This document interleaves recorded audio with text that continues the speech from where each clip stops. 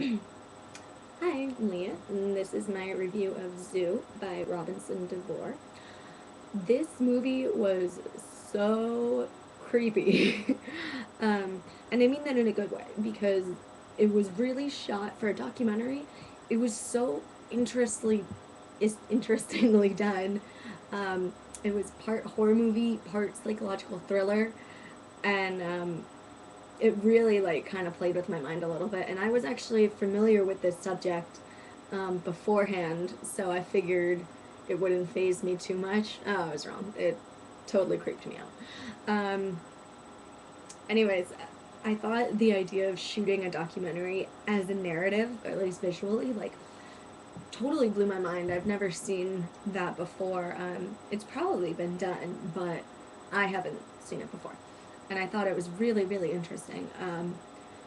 And since there was so much freedom for the audio, there was so much planning going on for the visual, and I thought that was fantastic. Like some of the shots, I didn't get a chance to look up who did the camera direction, but it was so beautifully shot. Not all of it. Some of it was a little, average, but some of the shots were just beautiful. There was an establishing shot at the beginning, like of the tunnel, the mine tunnel, and the men were coming out, and it was just like very fantastic. It was very like extraterrestrial, and the music was kind of creepy, and you were like, "Oh, what's gonna happen?" Like, got me in the mood for a kind of disturbing movie. Um, and then there was also like they did an establishing shot of one of the farms, and they shot it through the back of the horse trailer, and I thought that was really cool. It gave an idea of like what the movie's about, and at the same time, like you got to see the surrounding area, and I just thought it was very interesting. I loved the day as night shots, which Rob talked a lot about.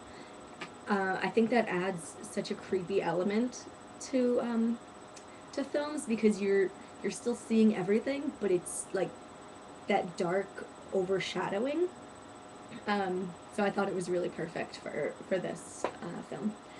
I also thought the way that they showed the actual footage was very tastefully done because I have actually seen the actual footage. Like, I'm sorry, um, and it is really disturbing. And the whole movie, I was like, how are they going to show this? How are they going to show this? And then they did it like that, and it was just enough that it gave the audience an idea of what was happening, but not enough to like totally disturb everybody more than they were already disturbed.